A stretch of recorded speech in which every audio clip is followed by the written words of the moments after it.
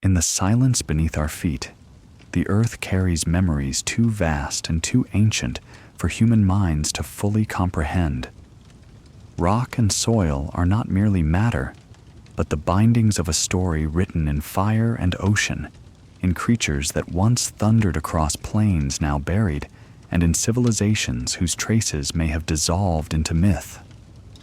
To walk across the ground is to move over the hidden pages of time, where every stone might be a letter, every ruin a forgotten word, and every echo an invitation to remember. What if beneath the crust of our world lies an archive of lives and voices, of empires erased, of knowledge turned to dust? What if humanity is not the first to rise, nor the last to vanish, but only a fleeting chapter in an immeasurable book? Before we begin our descent into these mysteries of deep time, I invite you to join this exploration. If you find yourself drawn into these hidden echoes of our planet's past, consider subscribing, liking, and sharing, so that others may also journey into these forgotten corridors of Earth's memory. Together, we can keep alive the questions that time itself seems determined to conceal. The story begins not in cities or monuments, but on a raw and merciless plain. The land stretches endlessly, dotted with dry grasses that shiver in the wind, with herds moving like rivers of flesh across the horizon. This is the Paleolithic world, where humanity is not yet humanity as we imagine it, but something wilder, leaner, more precarious. Each step is taken not upon paved streets, but upon the bones of ancestors and the spoor of prey, every footprint pressed into soil that already whispers of the countless lives that came before. The plain is both cradle and grave, demanding everything, promising nothing. And here, under an unforgiving sun and beneath a sky dense with stars, the first fragile sparks of culture and memory ignite. Fire was no certainty. It was no match flicked or button pressed, but a miracle stolen from lightning, coaxed from stone, or carried carefully from a smoldering log after a wildfire. Imagine a group huddled in the chill of evening, the air sharp with the scent of animal musk, the wind filled with the growls of predators. Then a glow begins to flicker. Flames lick upward, smoke curling into night. For the first time in days, warmth returns to flesh. Light pushes back the dark, and shadows dance across faces painted in red ochre. To them, fire was not a tool alone. It was a living thing, unpredictable, sometimes merciful, sometimes ravenous.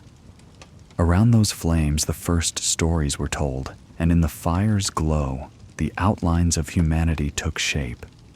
Survival on the plain was a balance between daring and caution. A single hunt could sustain a group for weeks, or it could end in silence, in shattered bones left for vultures. Men and women tracked the herds not as masters of the land, but as desperate participants in its brutal rhythms. Spears tipped with flint, blades chipped from obsidian. Each artifact was not only a tool, but an act of memory. Knowledge passed from hand to hand, generation to generation. To shape stone was to enter into conversation with forces older than the species itself.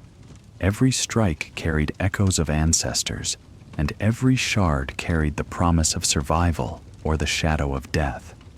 The land itself was not passive. It shifted, burned, and froze in rhythms that dwarfed human lives. In the depths of the Pleistocene, glaciers moved like titans across the earth, carving valleys, damming rivers, sculpting plains into the stage upon which early humans walked. To wake in the Paleolithic was to wake in uncertainty.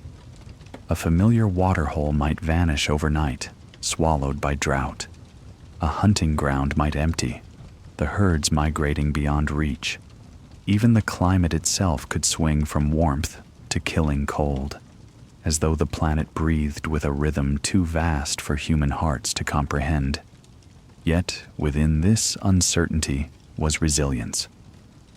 The first shelters were simple, lean-tos of branches, hides stretched across bones, caves whose mouths opened like dark throats in the rock. These were not homes in the modern sense, but temporary sanctuaries, places where fire could be kept alive, where children could be shielded, where dreams might be dreamed without fear of claws in the dark. And yet, even in these rough shelters, something began to stir. Symbols appeared on stone walls, hands pressed into pigment, animals rendered with lines of astonishing grace. Why draw? Why mark, when survival alone demanded so much energy? Because even here, even now, there was a yearning to remember, to preserve, to carry something beyond the immediate moment of survival. The plain was haunted not only by hunger, but by predators whose presence defined the edges of safety. Lions with manes heavy and wild, hyenas whose laughter echoed like mockery across the night, wolves that stalked the fringes of firelight. These creatures were not distant companions, but intimate threats. To gather water might mean crossing paths with a cave bear. To hunt might mean becoming the hunted. And yet, in this crucible of fear, courage was forged. Humanity did not grow strong in isolation, but in tension with every rival for life. Each hunt was not only an act of necessity, but a ritual of defiance, proof that fragile creatures with fragile bodies could survive against odds that seemed insurmountable. Language in its earliest form was perhaps nothing more than gestures, grunts, shared glances that carried layers of meaning. Yet even so, it was enough. It allowed for strategy, for teaching, for comfort. Imagine the first time a warning was understood before danger struck, or the first time a story about a hunt was retold by firelight, laughter mingling with the crackle of flames. In those moments, the human bond stretched beyond instinct. It became a thread of continuity, weaving generations together into something larger than themselves. But the plain was not only a field of hardship. It was a place of awe. The stars overhead were impossibly clear, rivers of light unfurling across the heavens. For early humans, the sky must have been a mystery both comforting and terrifying. The movements of constellations, the waxing and waning of the moon, the rise and fall of the sun. These were patterns too vast for explanation, yet impossible to ignore. Perhaps in silence, gazing upward, they wondered if those lights were spirits, if ancestors walked among the stars, if meaning itself was written above them. The seeds of myth were planted here, in wonder as much as in need. Archaeology gives us fragments of this life. A bone flute carved with care, its notes echoing music that once drifted across firelit gatherings. Beads of shell carried hundreds of miles inland, evidence of exchange and journeys beyond familiar territory. Graves where bodies were buried with tools, ornaments, even flowers, suggesting that death was not seen as an end, but as a passage. These fragments are enough to remind us that the people of the plain were not shadows or brutes, but beings who loved, mourned, dreamed, and sought meaning. Still, their world was fragile. A shift in herds could starve them. A broken limb could doom a hunter. A sudden storm could extinguish fire, and with it, the fragile barrier against darkness. And yet, against all odds, they endured. Their resilience was not born of strength alone, but of adaptability, of community, of an ability to look at stone and see not just rock, but possibility. What remains most haunting is how close they lived to silence. No written words, no chronicles, only artifacts and echoes carried through time. Their stories survived not in voices, but in the shapes of tools, in the outlines of paintings, in the DNA we still carry within us. Every human alive today is a walking archive of those who once stood barefoot on the plain, who faced lions with little more than sharpened wood and determination, who looked at the sky and felt wonder ripple through their bones. The plain is gone now, transformed by millennia of change. Forests have risen, deserts have spread, ice has advanced and retreated. Yet, in its vanished grasses, in its lost rivers, lies the foundation of everything that followed. Civilization is only possible because someone, tens of thousands of years ago, lit a fire and kept it alive. Because someone shaped a stone into a blade, and someone else told a story in the flicker of night. In those fragile acts, humanity began. And yet, if we listen closely, the plain still whispers. It tells us that survival is never permanent, that what we build may vanish, that resilience is not a given, but a choice made anew each day. The shadows on the plain are not gone. They walk beside us, reminding us of origins we can never escape, and of fragility we too often forget. As we leave this chapter, the horizon is wide, the sky thick with stars, and the fire still flickers. Ahead lies the forest, where silence deepens, and the tools of humanity begin to change. The plain fades into memory, but its shadows follow us into the trees. The plain gives way to the hush of trees. Where once the horizon stretched endlessly under an open sky, now canopies press close, filtering sunlight into a mosaic of green and shadow. The air thickens, damp with the scent of moss and earth. Streams trickle through undergrowth, their waters cold and alive with fish. In this Mesolithic world, survival shifts.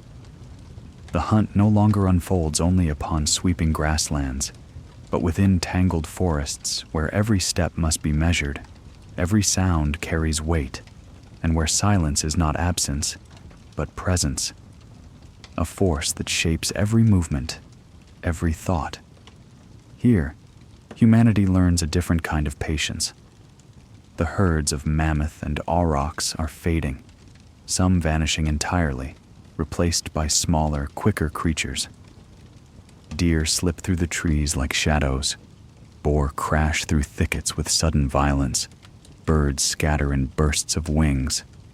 To live here requires tools that can adapt, tools born not from brute force, but from precision.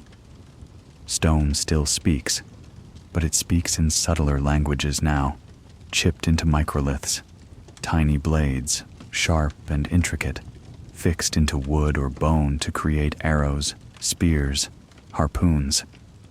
Where once a single weapon was wielded with courage, now a chorus of fragments works together, each shard contributing to survival.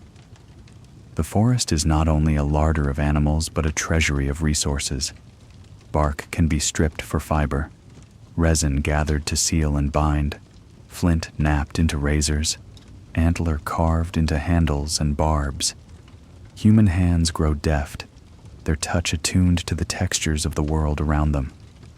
With each innovation, the gap between need and creation narrows. The act of shaping no longer feels like chance. It becomes intention, almost ritual. A fallen branch becomes a bow. A fishbone becomes a hook. Where once survival hinged on raw pursuit, it now leans on foresight, on the ability to anticipate hunger before it arrives. And yet, silence lingers in these tools. They carry no voice of their own, only the echoes of those who shaped them. Archaeologists uncover microliths by the thousands, scattered like whispers across ancient riverbanks and forest floors, fragments of lives that cannot speak but nonetheless endure. Each one tells us of hands that struck stone against stone, of eyes that measured angles in dim light, of minds that imagined more than what was immediately seen. In these silent artifacts, the memory of Mesolithic thought resides, patient, waiting. The forest demands intimacy with place. Unlike the plain, where one could see danger or prey from afar, here everything is concealed. The hunter must learn to read signs as subtle as the bend of grass, the flicker of a tail disappearing into leaves, the faint ripple of water disturbed by a fish. It is in this environment that human senses sharpen, that listening becomes survival. The rustle of leaves is no longer a background noise. It is a signal, a language that must be read without words. To misinterpret it is to go hungry. To understand it is to thrive. Rivers carve through this green world, arteries that connect tribes separated by distance. Along their banks, people gather, not only to hunt or fish, but to exchange. Shells from distant seas, obsidian carried across mountain passes, ochre mined from far-off cliffs. These materials travel farther than any individual could walk alone. The forest is not a cage. It is a network, a web of trails and waters where human groups cross paths. For the first time, trade emerges not as necessity alone, but as connection, as a way to weave alliances and share stories across distance. In this age, art too evolves. The paintings on cave walls give way to carvings etched into bone, to ornaments worn on the body, to engravings that perhaps carried meaning beyond decoration. Beads of amber, pendants of stone, tattoos inked into skin, signs not only of beauty but of identity. To mark the body is to claim belonging, to say, I am of this group, of this lineage, and so culture becomes portable, carried not only in objects but in flesh itself, visible wherever people gather. The Mesolithic is sometimes overshadowed in history, wedged between the grandeur of Paleolithic hunters and the revolutions of Neolithic farmers. Yet it is in these quiet centuries that humanity honed a skill far greater than fire or stone. It was here, in the hush of forests, that memory began to turn outward into society. Camps grew larger, dwellings more stable, and the threads between families and clans thickened into something approaching permanence. The bonds were still fragile, tested by scarcity and rivalries, but they endured. Around shared fires, language grew richer, stories more complex, and through those stories, the first hints of myth may have emerged. Narratives not only of hunts and ancestors, but of the land itself, of rivers that spoke, of spirits that moved unseen through the woods. The forest, with its shadows and echoes, encouraged imagination. To walk alone beneath its canopy was to feel watched, to sense presences both real and unseen. Trees towered like pillars of a hidden cathedral, their leaves whispering with secrets. Perhaps it is no wonder that so many myths across time root themselves in forests, where the line between reality and dream blurs. For Mesolithic humans, these sensations were not metaphor but lived experience. Every sound could conceal predator or prey. Every tree might harbor spirit or danger. The mind, stretched between survival and wonder, filled silence with meaning. Still, survival was fragile. A single failed hunt could spell hunger. Illness could sweep through a camp with merciless speed. The weather turned without warning, flooding rivers, toppling trees, burying food beneath snow. Yet in this fragility, resilience deepened. Bows bent, arrows flew, fish traps waited silently in streams. The people of this age learned not only to respond to the world, but to anticipate it, to set traps before hunger struck, to weave baskets before the harvest, to shape shelters before storms broke. This foresight, this ability to live beyond the immediate, was the seed of every civilization yet to come. And still, the silence of tools remains haunting. For all we uncover, the voices themselves are lost. We do not know the words they spoke as they knapped flint, the songs they may have sung while weaving nets. the prayers whispered into darkness. We only know that they existed, that in their silence they shaped the foundations of us. Every tool unearthed is a question left unanswered, a fragment of a conversation between ancestors and descendants that spans millennia without translation. When we hold these fragments in museums, they seem so small, so unremarkable. Tiny blades, dull with age, stripped of their wooden shafts, their sinew bindings long decayed.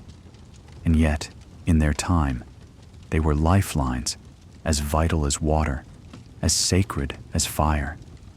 They were the difference between starvation and survival, between warmth and exposure, between life and death. They are silent now, but once they sang in the air, slicing through flesh and hide, or gleamed in firelight as hands prepared for the hunt. The Mesolithic forest reminds us that history is not always written in grandeur. Sometimes it is carved in increments, in the slow refinement of stone, in the patient weaving of nets, in the quiet accumulation of connections between families, between rivers, between tribes. These are not moments of spectacle, but of continuity. Without them, the revolutions to come, the planting of crops, the raising of monuments, the building of cities, would never have been possible. As we leave the forest, the silence follows us. It lingers in the tools, in the trees, in the unseen presences that shaped human imagination. But ahead lies a new transformation. Beyond the rivers and the groves, humanity will plant seeds not only in soil, but in permanence, daring to tether themselves to land, to build lives that endure across generations. From the silence of tools, we move toward the dawn of villages, the first shadows of civilization itself. The forest begins to thin, and beyond its edge lies a new horizon. Where once the hunter's path was uncertain, dictated by the shifting movements of herds and the unpredictability of rivers, now a quieter revolution begins to take root. Humanity bends low to the soil, hands pressing seeds into earth, waiting not for chance but for growth. This is the Neolithic, the age when permanence first shimmered on the horizon, when people dared to imagine that the land could be persuaded to yield, not merely scavenged or pursued. The story of humanity changes here, in the fragile promise of cultivation. At first it is small, almost imperceptible, a patch of barley gathered and sown near a camp, a grove of wild figs tended, a few animals corralled rather than hunted. But from these quiet beginnings, a new rhythm emerges. Days are measured not by migration, but by seasons. Life becomes tethered to cycles of rain, of sunlight, of soil's hidden fertility. No longer must groups wander endlessly in search of food. They begin to stay. And in staying, they invent not only agriculture but settlement, not only cultivation but continuity. Villages rise like seeds themselves, fragile at first, but growing roots. Homes of mud brick and timber cluster together, their hearths burning steadily, their walls marked with soot and hands. For the first time, generations live in the same place, children growing where their parents planted, ancestors buried beneath floors that still echo with daily footsteps. The land becomes memory, carrying layers of life pressed into its soil. The plain once demanded movement. Now the village demands permanence. Yet permanence is not peace. With fields comes labor, and with labor comes hierarchy. To sow and reap requires coordination, division of tasks, and the uneasy recognition that some will eat more than others. Grain must be stored, guarded, portioned. Clay jars, baskets, and granaries appear, each filled with the sustenance of months, each vulnerable to theft, fire, or rot. Hunger is no longer dictated solely by the chase, but by the success of crops, by weather, by the unseen moods of the earth itself. And still, people gamble. For in the planting of seeds, they find not only sustenance, but meaning. To watch a stalk rise from soil is to witness transformation, to believe that life itself can be summoned and renewed. Agriculture becomes not merely an act of survival, but a sacred rhythm. Fertility rites emerge, offerings made to ensure rains will fall, animals sacrificed so that crops will flourish. The divine becomes entwined with the harvest, gods imagined in the shapes of sun and storm, of earth and grain. The first temples rise not as palaces, but as thresholds between soil and sky, places where the cycle of sowing and reaping is honored as the pulse of existence. Monuments begin to appear, their stones aligned with solstice light, their shapes echoing the movements of heavens above. At Göbekli Tepe, vast pillars carved with animals stand as though herds themselves have been set into stone, guardians of a world shifting from hunter to planter. At Çatalhöyük, walls are painted with bulls and leopards, rooftops connected into a labyrinth of shared lives. These are not mere shelters, they are communal acts of permanence, declarations that humanity has stepped into a new kind of existence, one where memory can be inscribed not only in stories, but in architecture. But permanence carries shadows. Where people gather, conflict brews. Disputes over land, over water, over grain stores spark the earliest forms of organized violence. The same walls that protect against hunger also shield against rival tribes. Spears and arrows, once tools for the hunt, now turn toward neighbors. The seeds of dawn are also the seeds of war, planted in soil tilled for survival. Disease, too, takes root. In villages where people live shoulder to shoulder with animals, contagion thrives. Illness spreads not through distant forests, but within walls, through shared wells, across crowded hearths.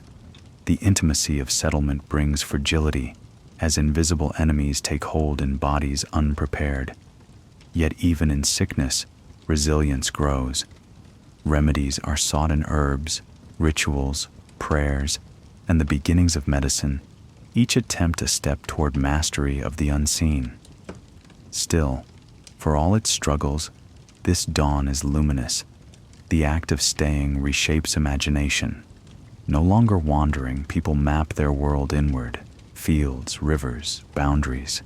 They measure time in harvests, in generations, in the cycles of ancestors who rest beneath the same soil that feeds the living. Stories deepen, myths expand. Gods of the hunt give way to gods of growth, spirits of river and sun entwined with the fates of crops. The cosmos is read not only in stars but in furrows of earth. To plant a seed becomes an act of faith, a prayer written in soil. From permanence also rises art. Pottery blooms, painted with spirals, waves, and animals, each vessel carrying not only food but beauty. Looms hum with fibers spun into cloth, garments dyed with ochre, indigo, and saffron. Jewelry gleams from stone, shell, and bone, adorning bodies with symbols of identity and status. Culture expands into everyday life, no longer confined to rare moments of ritual, but woven into the fabric of daily existence. In these acts, humanity learns that survival is not enough, that to endure, one must also create. Yet beneath this dawn lies unease, for permanence is always fragile, and the earth is not always generous. A season of drought can wither crops, a flood can sweep away granaries, a swarm of insects can devour entire harvests. The gamble of planting is never certain, and the village lives always in the shadow of nature's indifference. In these moments of loss, myth becomes solace. Legends of floods, of divine punishment, of cosmic resets begin to form, perhaps born from real catastrophes, perhaps from the fear that permanence is an illusion, that the earth itself can reclaim what was given. And so the Neolithic stands as both triumph and tension. Humanity learns to bend the land, but not to control it. They shape permanence, but cannot escape fragility. They build monuments to memory, but remain haunted by silence. And yet, in this fragile balance, they take the first irreversible step toward civilization. When we look back across millennia, it is easy to see this age as inevitable, as though farming was destined, as though villages were natural progressions.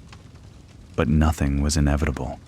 The decision to plant, to stay, to build, was as radical as any leap in history. It was a choice to tether humanity to the rhythms of Earth, to trade freedom of movement for stability, to risk famine for the hope of abundance. And in that gamble, the seeds of every city, every empire, every modern life were sown. The seeds of dawn are within us still. Each loaf of bread, each home rooted in place, each calendar marked by seasons, carries the echo of those first planters who dared to press their faith into the soil.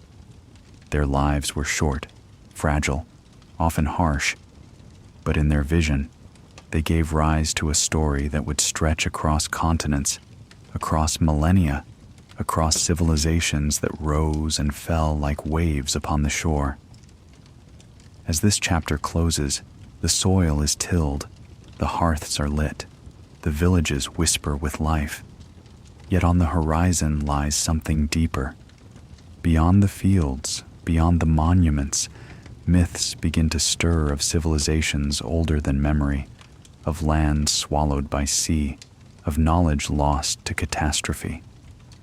From the seeds of dawn, the story will turn toward cities beneath the sand, beneath the surface of deserts, under waves that pound forgotten coasts, and buried in valleys long abandoned, there lingers a haunting possibility that civilizations once thrived where today only silence reigns.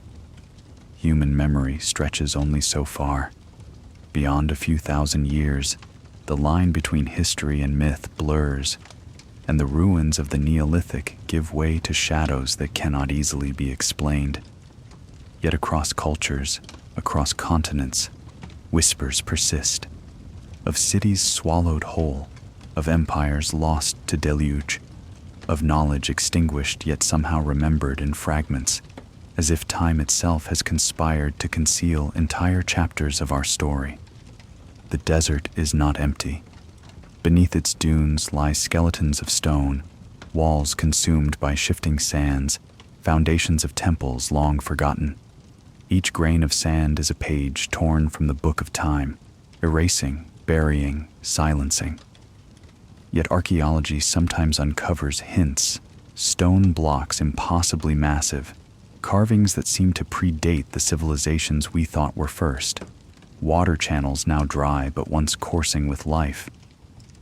In Egypt, for instance, the pyramids stand as markers of ingenuity, yet questions remain about their origins, about whether fragments of older, erased cultures may lie beneath their grandeur.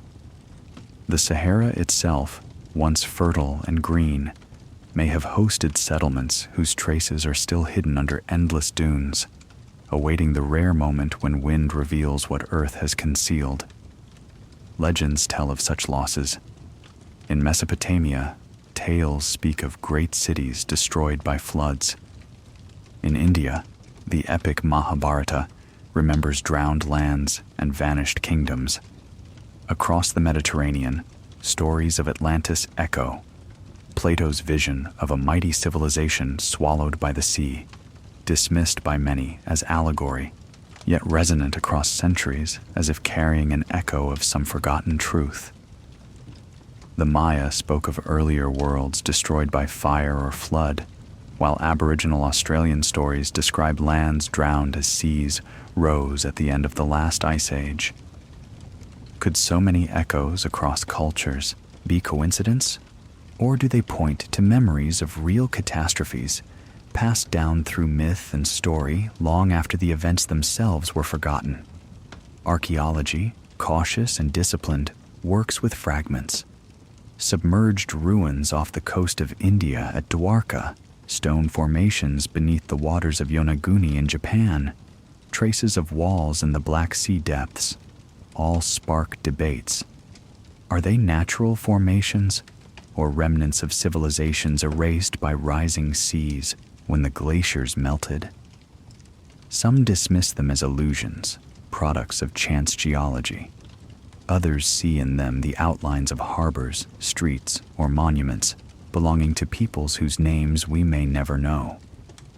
In the absence of certainty, these ruins exist in liminal space, half science, half myth, inviting us to wonder what worlds might truly lie beneath the waves. The earth itself is restless. Tectonic shifts, volcanic eruptions, earthquakes, these forces can obliterate in days what took centuries to build. Entire coastlines have drowned. Islands have vanished. Fertile plains have become deserts. When we stand at the edge of ruins, staring at collapsed walls and buried streets, we are reminded that civilization is not eternal, but fragile, always at the mercy of the planet beneath our feet. The lost cities beneath the sand are not only mysteries of the past, but warnings for the present, testaments to the impermanence of all human endeavor. Yet the fascination persists because these ruins stir something more than caution. They stir awe. There is a profound allure in imagining forgotten empires, in wondering whether great libraries, advanced knowledge, or unknown architectures once stood where now only silence remains. Were there engineers who mastered stone in ways we still struggle to comprehend? Did they chart stars with precision we only rediscovered millennia later? Or are these stories of lost civilizations projections of our own longing, our need to imagine that the past was not barren, but rich with worlds as complex as our own? Perhaps it is both. The line between myth and memory is not fixed, but fluid. When rising seas at the close of the Pleistocene swallowed coastlines, entire communities must have watched their worlds vanish beneath waves. To them, these events were not legend, but lived catastrophe. Their descendants, carrying fragments of story, may have woven these memories into myth, exaggerating or reshaping them until they became tales of divine punishment, of worlds reset by gods, of civilizations lost forever. Myths endure because they contain truth, even when wrapped in metaphor. The sands themselves are deceptive. To wander across a desert is to walk above buried time. In the silence, mirages shimmer, and the imagination fills voids with stories. Archaeologists who uncover fragments, a pottery shard, a buried wall, a carving, are not merely uncovering artifacts, but entire lives erased. Each ruin is a reminder that permanence is an illusion, that what we call history is only what has survived, not what truly was. How many cities have vanished beyond recovery? How many names are lost beyond recall? And yet, sometimes the earth relents. Wind uncovers a doorway, tide reveals a wall, drought exposes a village once submerged. In these moments, we are given glimpses of the vastness of what we do not know. The ruins are incomplete, but their silence is eloquent. They remind us that human achievement has always been accompanied by human loss, that civilization is not a steady ascent, but a fragile cycle of building and erasure. The allure of lost cities is not only archaeological, but philosophical. They confront us with the possibility that our own age is not unique, that civilizations may rise and fall in endless succession. To imagine Atlantis, Dwarka, or other vanished worlds is to imagine ourselves reflected in them, to wonder whether we too will be remembered as myth, whether our monuments will one day lie buried beneath sand or sea, awaiting rediscovery by distant descendants. The lost cities are not only about the past, they are about our place in the vast, unyielding rhythm of time. And so, as we sift through sand and story, we are left with more questions than answers. Were there truly civilizations erased beyond memory, or are the ruins we find the scattered remnants of societies we already know? Do the myths of floods and vanishings preserve fragments of real catastrophes, or are they timeless metaphors for human fragility? The truth may be both, intertwined, inseparable. The sand conceals, but it also preserves. In its silence, it holds the weight of secrets we may never fully uncover. As the chapter closes, we stand at the edge of desert ruins, wind howling through broken stones, the horizon shimmering with heat. Beneath our feet lie layers of lives erased, voices turned to dust, knowledge scattered to the wind. Yet above us, the sky remains, vast and eternal, watching as civilizations rise and fall. Ahead, the story shifts again, toward water, toward flood, toward the deluge of memory that has haunted human imagination for millennia. Across the globe, from the high plateaus of Tibet to the river valleys of Mesopotamia, from the islands of the Pacific to the mountains of South America, stories of floods ripple through human memory. They are told in languages separated by oceans, in traditions that never touched one another, yet the theme is the same. A world drowned, a people swept away, survivors clinging to fragments of land or drifting on rafts across a vast and indifferent sea. It is as though humanity carries in its collective mind an ancient scar, a remembrance of water rising where it did not belong, of entire landscapes swallowed overnight. These myths are not confined to one culture, nor one age. They echo everywhere, a chorus of warnings sung by ancestors across time. The Sumerians spoke of Ziusudra, who was chosen by the gods to survive a flood that destroyed humankind. The Babylonians retold the story in the Epic of Gilgamesh, where Utnapishtim builds a vessel to carry life through the storm. The Hebrews preserved it in the tale of Noah, his ark a floating sanctuary against divine wrath. In India, the god Vishnu appears as a fish to guide Manu, the first man, to safety. In Greece, Deucalion and Pyrrha cast stones behind them to repopulate a drowned world. Among the Maya, floods ended earlier creations of humanity, washing away beings that were unfit to endure. Even in the far reaches of Polynesia, oral traditions speak of deluges that remade islands, forcing migrations across vast oceans. Could so many cultures independently conjure the same vision? Or do these myths record something real, carried in memory for thousands of years? Science whispers that they might. At the end of the last ice age, around 12,000 years ago, the planet warmed suddenly. Glaciers that had locked away water for tens of millennia melted with astonishing speed. Seas rose by hundreds of feet, swallowing coastlines where countless people had lived. Valleys filled with water, islands shrank, rivers surged. For those who lived through it, the world itself must have seemed to dissolve, to drown beneath them. Archaeologists find hints of this in drowned river channels beneath today's oceans, in ancient shorelines now deep underwater, in the remnants of settlements at the edges of vanished lakes.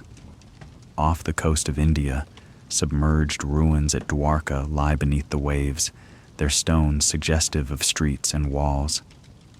The Black Sea, once a freshwater lake, may have flooded catastrophically when Mediterranean waters broke through, swallowing settlements in a single generation.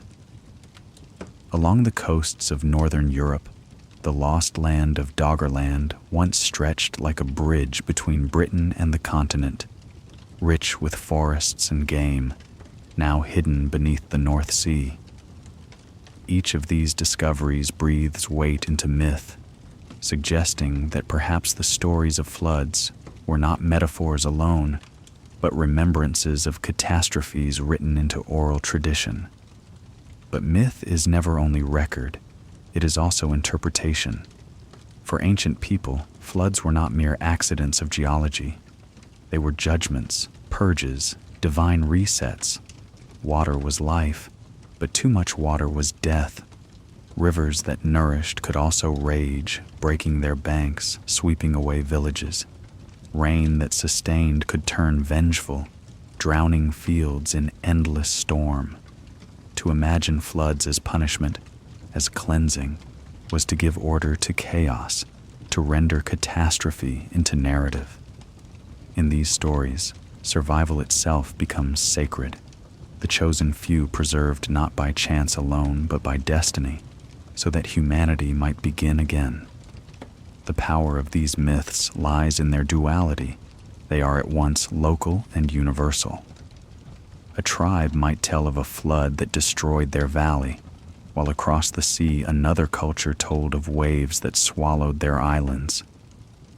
Each story is rooted in specific experience, yet together they form a pattern, so consistent it cannot be dismissed.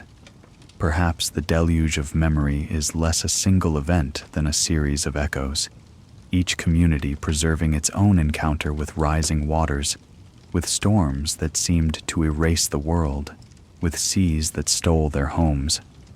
Over time, these stories converged, reinforced one another, until flood became one of humanity's most enduring archetypes of destruction.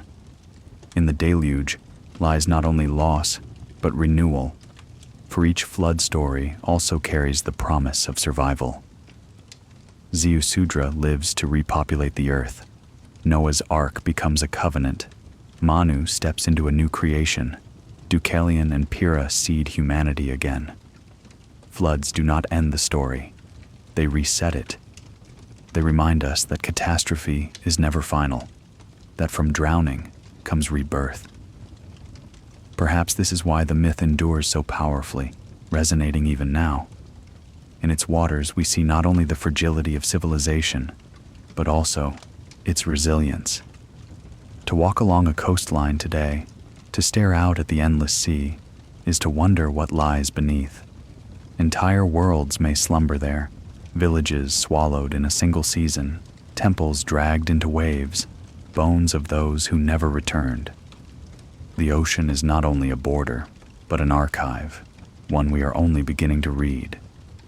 Each ruin pulled from the seabed, each ancient shoreline traced by sonar, is another fragment of the deluge, another reminder that history is far wider than the surface we walk upon. And yet, perhaps the most haunting element of the flood myths is how they mirror the present. As seas rise again in our own time, as coastlines erode and storms grow fiercer, the ancient scar reopens. We begin to sense what our ancestors must have felt, that the world is not fixed, that the waters can return, that permanence is a fragile illusion. The deluge of memory becomes not only a story of the past, but a shadow of the future, reminding us that we, too, live at the mercy of water. In the flicker of firelight thousands of years ago, survivors told their children of the flood. They spoke of the storm's roar, of the waters that rose higher than mountains, of the desperate flight to hills, of neighbors who vanished beneath waves. The children listened, their eyes wide, and carried the story forward. Over centuries it became myth, sacred and powerful, retold by countless voices in countless tongues. Yet behind the symbolism, behind the gods and the arks, was a memory of terror, a remembrance of helplessness before the sea. That is the deluge of memory, a story told to keep alive the truth that nothing built by human hands is beyond the reach of nature. As we leave this chapter, the waters recede, but their presence lingers. In every myth of flood lies the seed of mystery. If civilizations were drowned, what knowledge was lost with them? What stories, what inventions, what songs lie silent beneath waves? The deluge conceals as much as it reveals. Ahead, the journey turns towards stone and sky, to monuments that suggest the presence of forgotten engineers, builders whose works seem to outlast even the waters themselves. Across the world, scattered like fragments of a dream, stand monuments of stone so immense, so deliberate, that they seem to defy explanation. They rise from jungles, deserts, islands, and highlands, bearing witness to hands and minds that worked with precision, patience, and knowledge, far beyond what we once believed possible of their time. To walk among them is to feel dwarfed, not only by their size, but by their mystery. Who conceived of these works? How were they built? And why do so many of them seem to reach toward the sky, aligned with stars, as though the heavens themselves were part of the blueprint? At Stonehenge, great trilithons stand in circles, their lintels balanced upon uprights with uncanny accuracy. The monument is not simply a ring of stones, but an astronomical instrument, aligned with the solstices, its shadowed arches framing the rising and setting of the sun, as though the builders sought to bind time itself within stone. Far older still, at Göbekli Tepe in southeastern Turkey, vast T-shaped pillars carved with animals rise from the earth, dated to a time before agriculture had fully taken hold. Here, hunters and gatherers created a sanctuary of stone more complex than many later temples, its carvings alive with foxes, snakes, and birds, its pillars towering like sentinels over ceremonies whose meanings we can only guess. In the jungles of South America, megalithic walls at Sacsayhuaman and Ollantaytambo fit together with such perfection that even today, no blade of grass can slip between the stones. Blocks weighing dozens of tons lock like puzzle pieces, their angles varied and irregular, as though cut to interlock with conscious foresight. The Inca inherited these walls, but whispers suggest that even they saw themselves as descendants of earlier builders, custodians rather than originators. The mystery is not simply in the weight of the stones, but in the method. How were such immense blocks quarried, shaped, and transported across steep mountains with no wheels, no draft animals, no iron tools? On Easter Island, the Moai stare across the Pacific with unblinking eyes, their torsos buried deep in the earth, their presence both haunting and majestic. Each statue weighs tens of tons, carved from volcanic tuff and transported across miles of island terrain. Their sheer number and size raise questions about the society that built them. What compelled a people to invest so much labor in these silent giants, and what knowledge guided their construction and transport?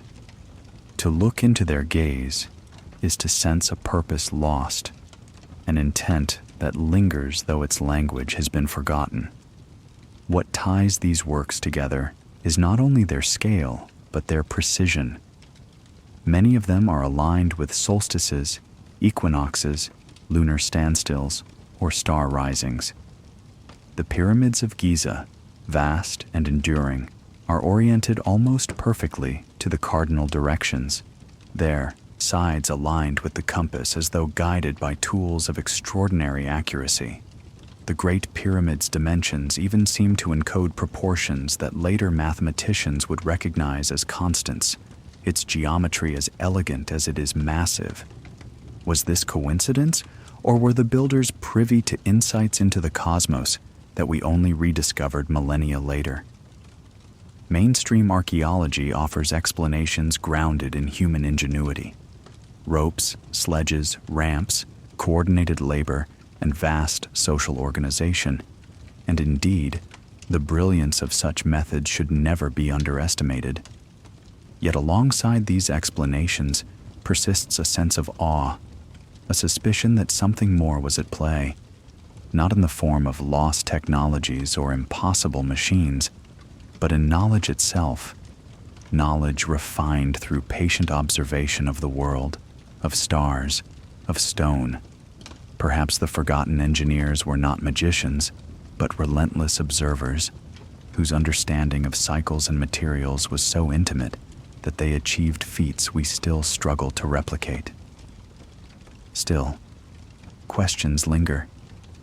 Why did so many ancient peoples orient monuments to the heavens? Why did they raise stones not merely as shelters or fortifications, but as temples of alignment, as though their very survival depended upon tracking the rhythms of sun and moon? Was it to mark time for harvests, to predict eclipses, to honor gods of light and shadow? Or was it something deeper, a message, a legacy, a way of inscribing their knowledge into structures that would outlast fire, flood, and time itself? The carvings, too, stir wonder. At Göbekli Tepe, animals twist and coil upon stone pillars, their forms stylized yet vivid. At Newgrange in Ireland, spirals and chevrons are etched into massive stones that align with the rising sun of the winter solstice, flooding the chamber with light in a ritual of cosmic rebirth. These symbols speak in a language we cannot read, but whose intent feels deliberate, as though their makers sought to leave behind a code, not words, but shapes, patterns, orientations designed to carry meaning across millennia. To stand before these monuments is to sense absence as much as presence. We feel the weight of the stones, but also the silence of the builders. Their voices are gone, their tools lost, their languages often undeciphered. All that remains is stone, stubborn and enduring, yet mute. And so we call them forgotten engineers, not because their works are forgotten, they endure, but because their names, their faces, their stories have been erased, swallowed by time. Legends attempt to fill the silence. In Andean myths, the god Viracocha is said to have taught early peoples to build before vanishing across the sea. In Egypt, builders were seen as inheritors of wisdom from gods who walked the earth in a golden age. In Polynesian lore, ancestors carved the moai with the aid of mana, spiritual power that moved stone with ease. These stories preserve awe, memory transformed into myth, offering explanations where none survive. They remind us that for those who came after, the works themselves seemed already ancient, already impossible. What does it mean that so many cultures invested their greatest energies not in weapons or palaces, but in monuments of stone, aligned with sky? Perhaps it means that the forgotten engineers understood something fundamental, that the cosmos is not apart from humanity, but entwined with it, that to mark the heavens in stone is to mark humanity's place within the vastness. Perhaps the monuments were not only temples but messages, written not to contemporaries, but to the future, to anyone who might someday wonder who we are and where we belong. As we walk among these stones, we are confronted with humility. For all our machines, our computers, our steel, there are feats of the past we still cannot fully explain. The forgotten engineers remind us that knowledge is not linear, that it can be lost as easily as it is gained, that civilizations may rise to insights only to let them slip away in collapse. Their works are caution and inspiration, both, reminders that permanence is fragile, but also that meaning can endure in the simplest of materials, stone and sky. As this chapter fades, we leave the megaliths standing in silence, their shadows stretching across Earth as they have for thousands of years. Ahead, the story turns darker still, to catastrophe, to the possibility that these engineers and their societies were not merely forgotten, but erased, their works left as gravestones for worlds undone by disaster. Civilizations do not always fade slowly. Sometimes they vanish in moments, undone not by centuries of decline, but by sudden violence from earth, sky, or sea. The catastrophe hypothesis suggests that the story of humanity, and perhaps of other civilizations before us, is not a straight ascent, but a cycle broken again and again by resets.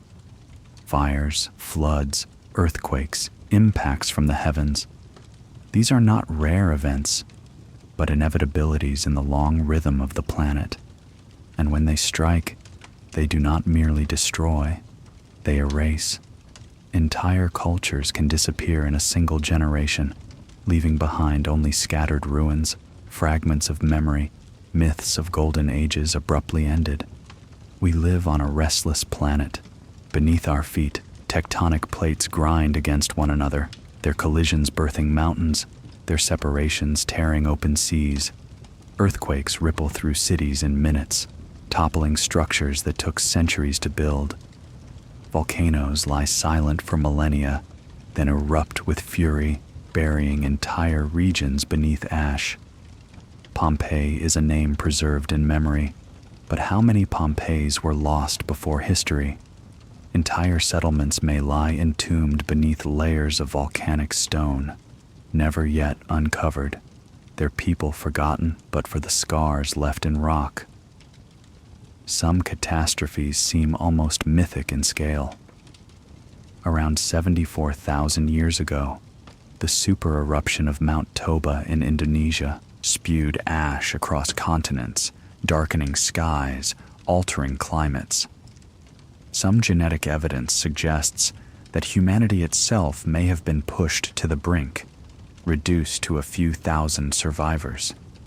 If true, the world we know today is built upon the resilience of those few who endured, who carried forward the thread of humanity through a long volcanic winter. But Earth is not the only source of catastrophe. The sky, too, has been a deliverer of sudden ends. The impact of an asteroid or comet can release energy greater than 1,000 nuclear arsenals, firestorms sweeping continents, tsunamis swallowing coasts, climates collapsing in moments. 65 million years ago, such an impact struck the Yucatan Peninsula, ending the reign of the dinosaurs in a geological heartbeat. If it could happen once, it can happen again. Indeed, some researchers suggest that at the end of the Pleistocene, around 12,000 years ago, fragments of a comet may have struck Earth, igniting wildfires, melting ice sheets, and triggering the abrupt cooling known as the Younger Dryas. Whether this hypothesis is fully accepted or not, the evidence of sudden upheaval in that era is undeniable. Megafauna vanished, climates shifted violently, and the rhythms of human life were upended. The catastrophe hypothesis does not claim that we know every cause. Instead, it points to patterns, the sudden collapses in human history, the ruins whose builders seemed to disappear without clear explanation. Could some of these collapses have been caused not only by war or famine, but by events too large, too violent, for societies to withstand? When we hear of flood myths, of fire from the sky, of gods punishing with storms, are we hearing echoes of real catastrophes witnessed by ancestors who could explain them only in mythic terms?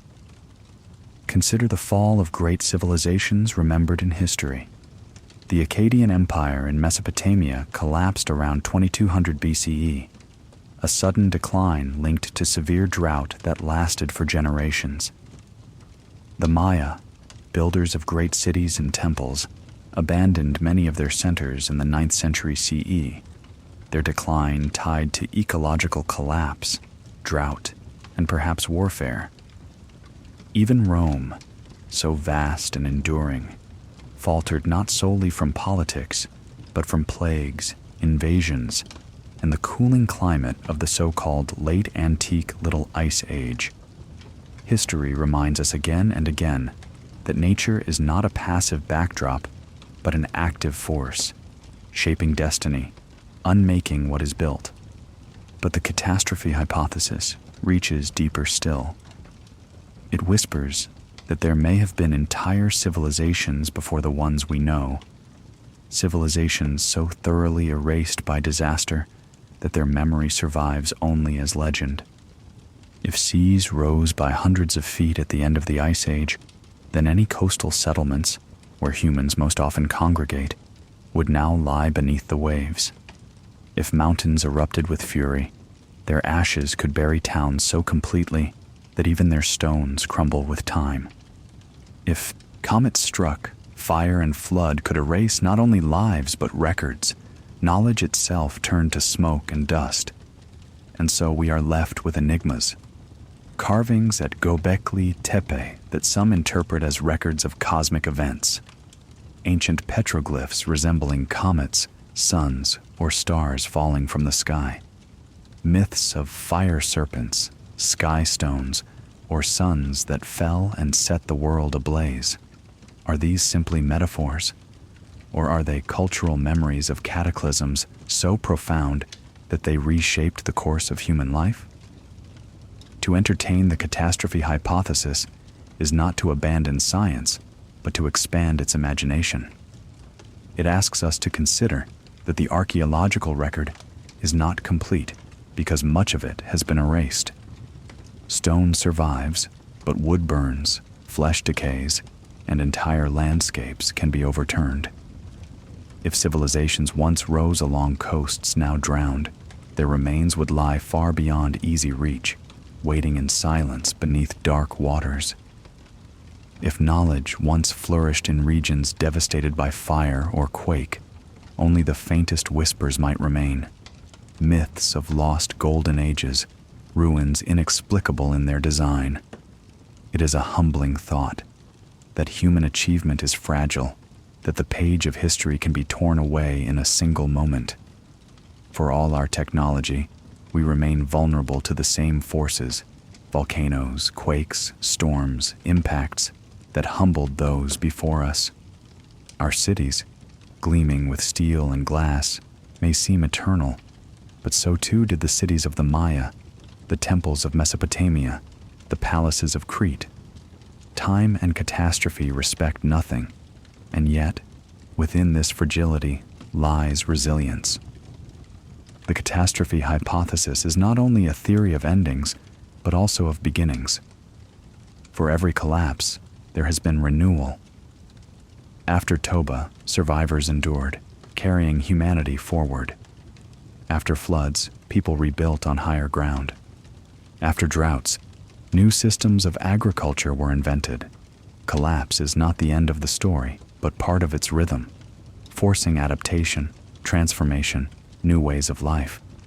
The forgotten engineers may have vanished, their works left as silent ruins, but humanity persisted, each cycle seeding the next.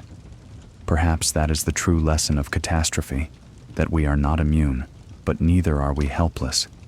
The memory of disaster lingers in our myths, our ruins, our bones, urging us to remember the fragility of our place and the resilience that has carried us through. To ignore the catastrophe hypothesis is to imagine history as linear, inevitable, secure. To embrace it is to acknowledge that we live always on the edge of forces beyond our control, and that survival depends not on mastery, but on humility, on remembering that we are part of a planet still alive, still restless, still capable of remaking itself at will. As this chapter ends, the air is heavy with the scent of ash, the ground trembling, the sky darkened by imagined storms of fire and water. The monuments of the forgotten engineers stand in silence, but their builders may have been erased by such catastrophes, their voices drowned by disaster. Ahead lies the question of legacy. If civilizations can vanish, Can they leave behind messages meant to outlast catastrophe, inscribed not in fragile words, but in stone and sky? When civilizations falter, when floods rise or fires consume, what can endure? Words inscribed on parchment rot, wood decays, metal corrodes, but stone and sky remain. Across the world, ancient builders turned their attention not only to survival, but to permanence, to crafting messages they hoped would outlast catastrophe and reach across time. The monuments they left stand not merely as shelters or tombs, but as codes, inscriptions written in alignments, in geometry, in the marriage of earth and cosmos. To walk among them is to feel as though one has stumbled into a library of stone, the books closed, but their bindings enduring, waiting for those who might read them. Consider Newgrange in Ireland, a mound built over 5,000 years ago. To enter its dark passage on the morning of the winter solstice is to witness a miracle of alignment. As the sun rises, its light pierces the long stone corridor and floods the chamber, igniting carvings of spirals etched into massive slabs. For a few minutes each year, darkness is banished, and the builder's intent is revealed. They wish to capture not only the cycle of the sun, but also the idea of rebirth, of light returning after longest night. The monument is not merely a tomb, but a cosmic message, a promise carved in stone that even after darkness, light will return. Or look to the Great Pyramids of Giza, their sides aligned with astonishing accuracy to the cardinal directions, their shafts oriented toward specific stars. To the builders, the cosmos was not distant, but woven into their architecture. The pyramids were mountains of stone that mirrored constellations, symbols of eternity designed to echo the heavens. In their geometry, some see hidden knowledge, proportions that later mathematicians would revere, as though the builders encoded within their walls the universal language of number, the one script immune to translation and time. Far to the west, the city of Teotihuacan rises with pyramids of the sun and the moon aligned with celestial events, its avenues oriented to cosmic cycles. At Chichen Itza, on the equinox, shadows on the Great Pyramid form the shape of a serpent slithering down the steps, a spectacle of light and shadow that unites stone and sky in deliberate theater. In the Andes, temples and observatories align with solstices, their walls bearing niches that mark the passage of stars across seasons. These are not accidents of architecture, but deliberate statements. Time itself was to be inscribed in stone, the heavens measured and brought down to earth. Why? Why devote such immense labor to alignments and symbols rather than to more practical pursuits? Perhaps because the builders understood what catastrophe teaches, that the fragile is easily erased, but stone endures, and sky remains unchanged. To inscribe knowledge in alignments was to ensure that even if language vanished, even if names were forgotten, the cycles of sun and star would repeat, allowing future generations to decode the intent. A solstice will always come.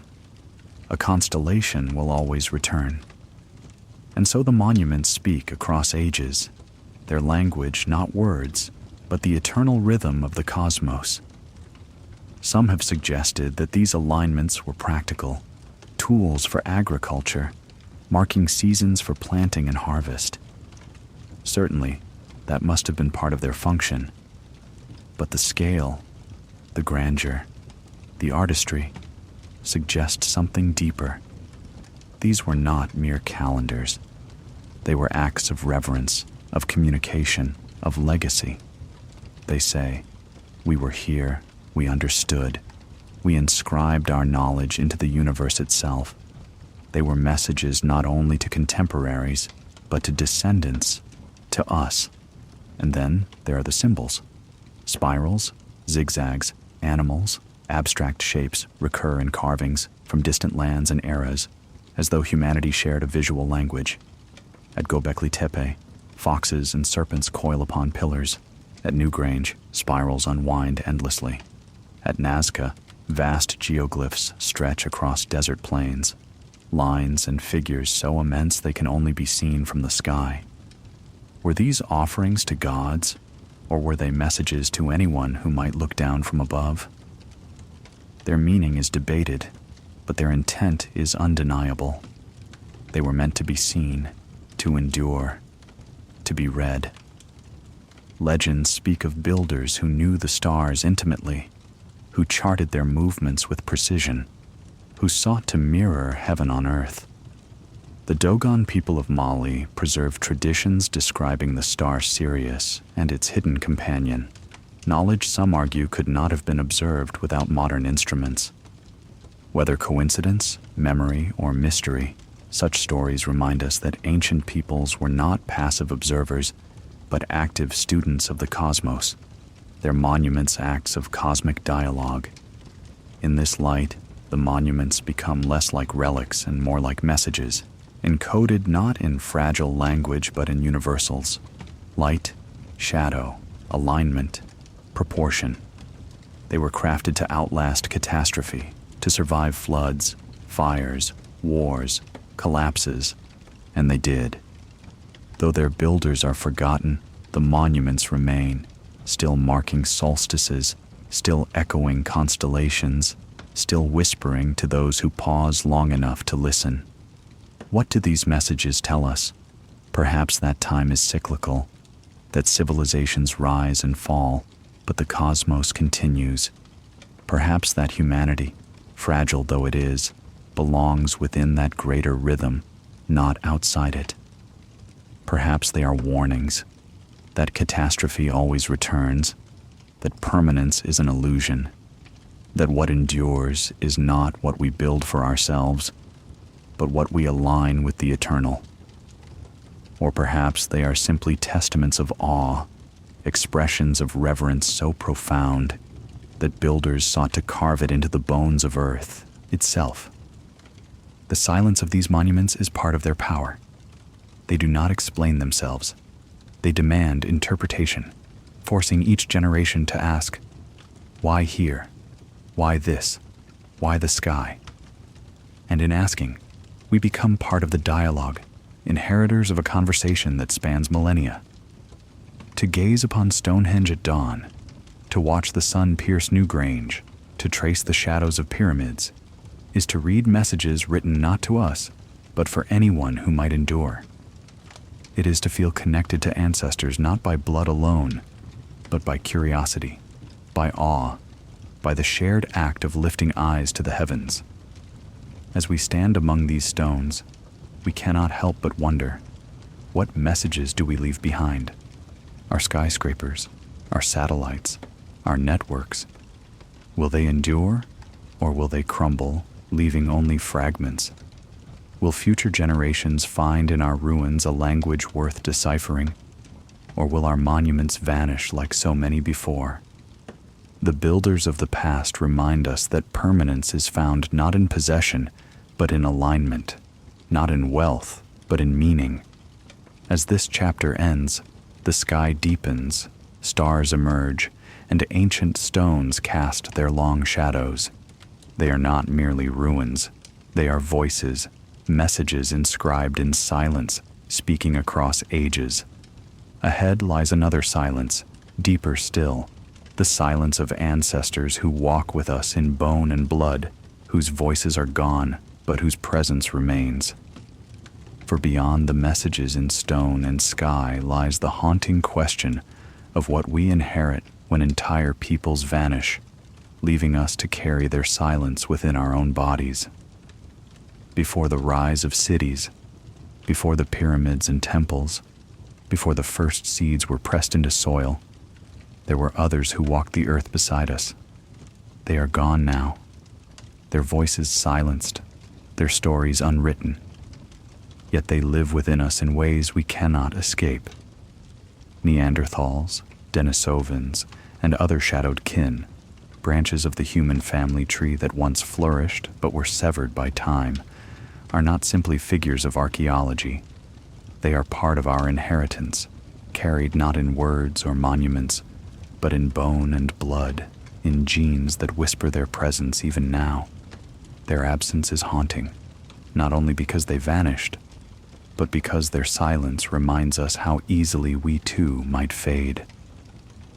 The Neanderthals are the most familiar of these lost relatives. For hundreds of thousands of years, they thrived across Europe and Western Asia, enduring the bitter climates of the Ice Age. Their bodies were sturdy, their limbs strong, their skulls broad, their faces marked by heavy brows. To early scientists, they seemed brutish, primitive, less than human, but this image has long been undone. Excavations reveal that Neanderthals hunted with strategy, crafted tools of stone and bone, wore ornaments, painted caves, and buried their dead with care. Some graves even contain flowers, suggesting rituals of mourning, gestures of reverence that echo our own. They were not beasts. They were kin, different but human in the deepest sense. The Denisovans are more elusive, discovered not through grand skeletons, but from fragments, a finger bone, a tooth, traces of DNA extracted from the cool soils of a Siberian cave. Yet from those fragments, a picture emerges of a people who ranged widely across Asia, interbreeding with both Neanderthals and early Homo sapiens, leaving their genetic signatures and populations from Tibet to Melanesia. Their bones are few, their artifacts scarce, yet their legacy endures invisibly within millions of living descendants. They are the ancestors we never knew we carried, silent yet present, their story written not in chronicles, but in genomes. And then, there are others, shadowy presences suggested only by faint genetic traces, ghost populations, whose bones have not been found, yet whose DNA lingers in ours. They remind us that the family tree of humanity is not simple but tangled, with branches that sprouted, withered, and merged in ways we are only beginning to understand. Once, the earth was not ours alone, but shared with other humans, each shaping fire, crafting tools, telling stories in their own tongues. To imagine the world, then, is to imagine a chorus of humanity, voices diverse yet resonant, echoing across valleys and plains. What became of them? Why do only Homo sapiens remain? Some argue that climate shifts narrowed their ranges, that changing environments tested their resilience. Others suggest competition, that our ancestors outnumbered, outmaneuvered, or outcompeted them for resources. There are theories of violence, of conflict, of extermination. But the truth is likely more complex, a mixture of interbreeding, absorption, and gradual decline. The Neanderthals did not simply vanish. They became part of us, their genes woven into our own. The Denisovans, too, survive in our DNA, in the ability of Tibetan populations to thrive at high altitudes, an inheritance of ancient adaptation. Even in absence, they endure. Yet what we lost with them cannot be measured in genes alone. Each vanished group carried knowledge, traditions, ways of seeing the world that are gone forever. What stories did Neanderthals tell around their fires? What songs did Denisovans sing beneath the stars?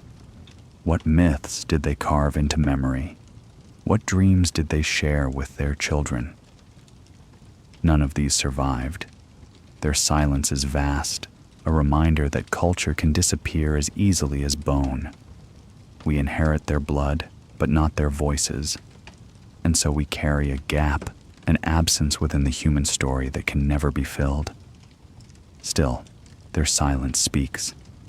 In the DNA of our immune systems, in the shapes of our skulls, in the adaptability of our bodies, their presence lingers. Each of us is a mosaic, a living archive of encounters long forgotten. To look in the mirror is to see not only Homo sapiens, but fragments of Neanderthal, Denisovan, and perhaps others, woven together into the person we call human. We are not singular. We are chorus made flesh, our voices carrying echoes of those who no longer speak. There is something humbling in this. For so long, we imagined ourselves unique, the pinnacle of creation, set apart from all others. Yet the bones of our cousins remind us that we are not alone in our origins. We were one among many, and we survived not because we were destined, but because fortune and circumstance allowed it. Had the balance been different, it might be their cities we now walk in, their monuments that rise from earth, their voices that carry forward into the present. Our dominance is fragile, contingent, not inevitable. Perhaps this is why the silence of the ancestors haunts us so deeply. It reminds us that humanity is not a guarantee, that civilizations, even species, can vanish. We walk upon bones. We breathe in memory. We carry in our blood the proof that extinction and survival are divided by only the thinnest of lines. And so, as we honor the ancestors who endured, we must also grieve those who did not. For their loss is part of our story, their silence, part of our song. There are places where their absence feels especially close. In caves where handprints cling to walls, palms pressed in pigment, some may be Neanderthal. In tools shaped from stone, so similar to our own, one cannot tell the hand that struck the flake. In the quiet of Denisova Cave, where shadows gather and winds sigh through stone, the bones of different humans lay side by side, Neanderthal, Denisovan, and modern human, sharing the same shelter, the same fire, the same earth. The past was not divided, but mingled, and yet only one voice remains. What lessons can we draw from this silence? Perhaps that humanity is never solitary, but collective, each generation indebted to countless others. Perhaps that fragility and resilience walk together, that survival requires not only strength, but adaptation, connection, and chance. Perhaps that memory is more than story. It is genetic, cellular, carried in our bodies whether we know it or not. The silence of the ancestors is not emptiness. It is presence, subtle but enduring, reminding us that we are not alone even in ourselves. And yet, the silence is also warning. If entire species of humans could vanish, so too can we. Extinction is not myth but reality, written in bones and absence. To imagine ourselves eternal is folly. The ancestors' silence tells us otherwise. They walk with us not only as echoes of blood, but as reminders of impermanence, urging humility in the face of time. As this chapter closes, we stand at a threshold. Behind us lie the ruins of forgotten engineers, the echoes of catastrophe, the messages inscribed in stone and sky. Around us linger the silent presences of those who shared the world, but are gone. Ahead lies a final horizon, vast and cosmic, where the story of humanity stretches beyond Earth itself, into questions of whether we are truly alone in the universe, or whether others too have risen, flourished, and vanished, leaving only silence in the stars. The story of humanity does not end with ruins or with silence. It stretches outward, beyond the plains where our ancestors hunted, beyond the forests where tools whispered, beyond the fields where seeds first took root, beyond the monuments aligned to stars. It reaches toward the horizon itself, that place where sky meets earth and vanishes into the unknown. To contemplate the endless horizon is to step beyond history into deep time, to place humanity not only within the rhythm of Earth, but within the vastness of the cosmos. It is to ask the most haunting of questions. Are we unique, or are we only one flicker among countless others, destined to vanish like civilizations before us? The Earth is old beyond comprehension. 4.5 billion years of upheaval, of seas rising and falling, of continents colliding, of extinctions that wiped away entire worlds of life. Dinosaurs ruled for over 100 million years, far longer than humans have yet existed, and were erased in an instant. Before them, trilobites crawled through oceans for 3 times that span, their dominance ended by catastrophe. Measured against such immensity, humanity's history is a breath, a moment's spark. And yet, within that spark, we have created stories, monuments, machines, knowledge that reaches beyond the planet itself. We are fragile, but we are also audacious. When we gaze upward, we see more than stars. We see possibility and reflection. The Milky Way arcs across the sky like a river of light, each star a sun, each sun a potential home for worlds. Astronomers tell us that planets are not rare but common, that in the galaxy alone there may be billions of Earth-like spheres circling distant stars. If so, is it not likely that others, somewhere, have walked their own planes, built their own monuments, endured their own catastrophes? And if they have, where are they now? Are they flourishing, or have they already vanished, leaving only silence in the void? The search for extraterrestrial intelligence often begins with this paradox. The stars are countless, the time spans infinite, so why do we not hear their voices? Perhaps civilizations are fragile, undone before they can span the stars. Perhaps they rise and fall like tides, their traces erased by time, their signals lost in the immensity of distance. Perhaps the galaxy is haunted, not by multitudes of voices, but by silence, the silence of ancestors multiplied on a cosmic scale. In this view, we are not alone, but surrounded by ghosts, by civilizations that have lived and died, their messages drifting endlessly, never reaching us. And yet, we endure. For now, we have walked on the moon, sent machines to the edges of the solar system, listened for whispers in the radio static of the stars.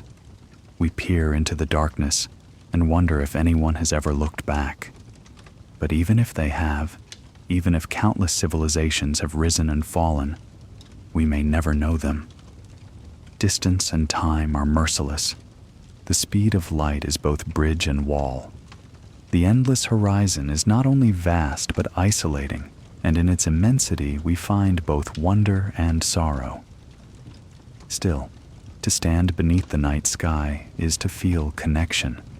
The same constellations that guided farmers in the Neolithic, the same stars that Neanderthals once gazed upon, shine upon us still. They are the eternal backdrop, the one permanence that civilizations across time have shared. The builders of Stonehenge, the priests of Egypt, the astronomers of Mesopotamia, the sailors of Polynesia, all looked upward and saw what we see. Their alignments, their myths, their monuments are messages inscribed in stone and sky. But the stars themselves are the greater message, the eternal reminder that we are part of something vast. Perhaps this is why we carve our own messages into the cosmos. The Voyager probes, launched decades ago, carry golden records engraved with sounds of Earth, with greetings in many languages, with music and images meant to represent who we are. They drift now in interstellar space, small emissaries of humanity's presence.